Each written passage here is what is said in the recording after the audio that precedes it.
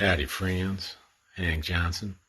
Today we're going to do a firmware update on the Fender Tone Master Deluxe Reverb in blonde. Now, I did it and I looked for some resources on YouTube, and I can't find any ones that are good. So I thought I'd do a little video to try and help out my friends in YouTube land that like playing around with their guitars and their guitar amps. So I hope you enjoy it. Leave comments below. Talk to you later. Yippee Kai Yay, my friends. Yippee Kai Yay. So what we want to do is we want to go to the Tone Master firmware site. So I'm going to put the URL in here. We'll just go there.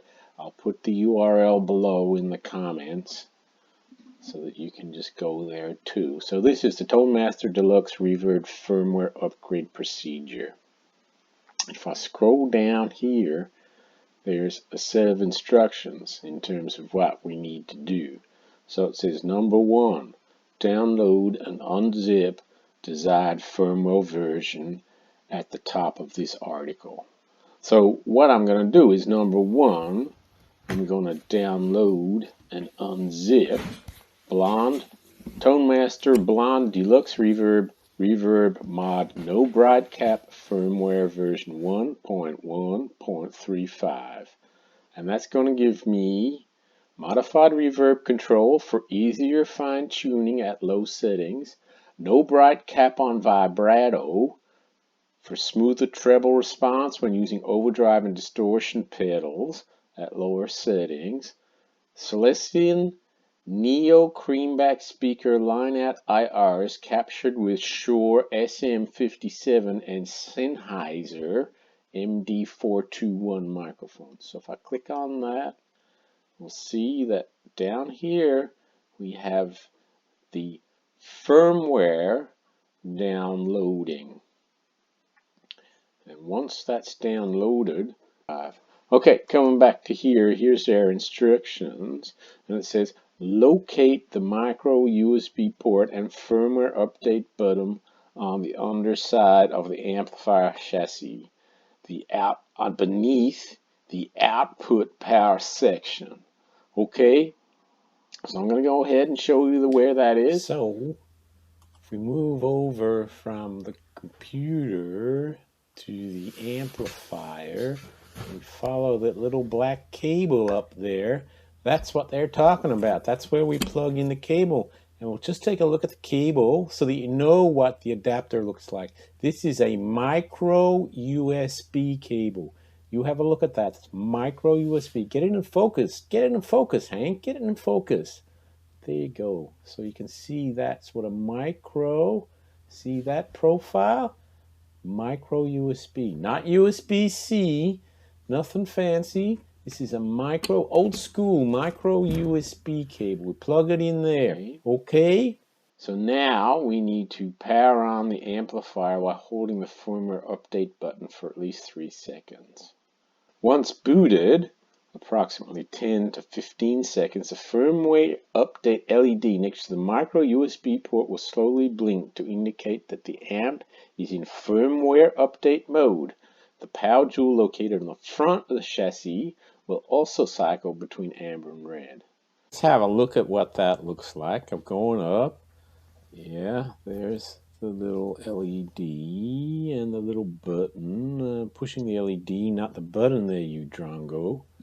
Come on, push the LED button. I'm pushing the button. Now I'm trying to find the off-on switch. Oh, there's the on switch.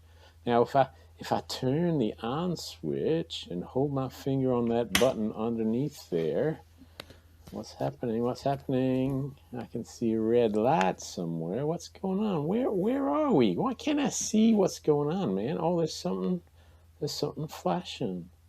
Oh, that's cool, man. You got it flashing. Just hold your finger there for a little bit longer. Take it out, and it's still flashing. So it is in update mode. The amp is in update mode.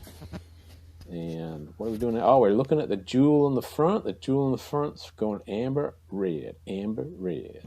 Cool. So then it says connect the USB data cable to the ToneMaster amplifier to your Mac or PC. The USB charging cables may not work if the data lines are not connected.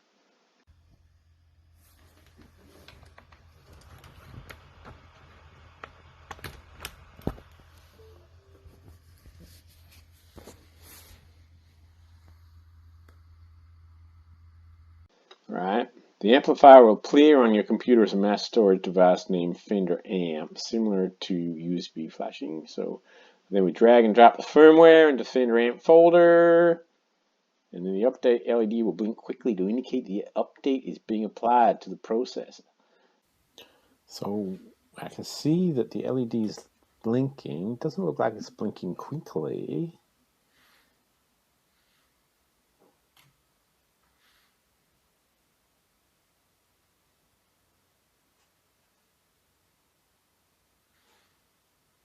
Oh, there it goes. Oh, it's going quick now. Look at that. It's going quick now. Look at that. Oh, boy, howdy. That's going quick. Wow, it's really working. It's working. Oh, it stopped. Ooh, it stopped. I think that means that the firmware is downloaded successfully. Woohoo! And should continue for approximately 30 to 60 seconds. Well, it did it a bit quicker than that, didn't it, guys? And then once the update is completed successfully, and the firmware update LED has stopped blinking and will remain on, and the amplifier will auto-eject from the computer. Note, some Mac users may receive a disk not ejected properly message. Ain't that just poor software coding? Yeah? But it's saying this is normal and not an error. Well, geez. Geez, Louise, you'd think that they'd be able to fix that. Anyway, number 10. If the update was successful, disconnect the USB power cable and cycle the amplifier to return to normal operation. Then if the update was unsuccessful, the firmware LED will stop blinking and remain off. Power cycle the amplifier and repeat the update process beginning at step 3. Okay. Well, thanks so much for watching. Yippee Kai Yay, my friends. Yippee Kai Yay.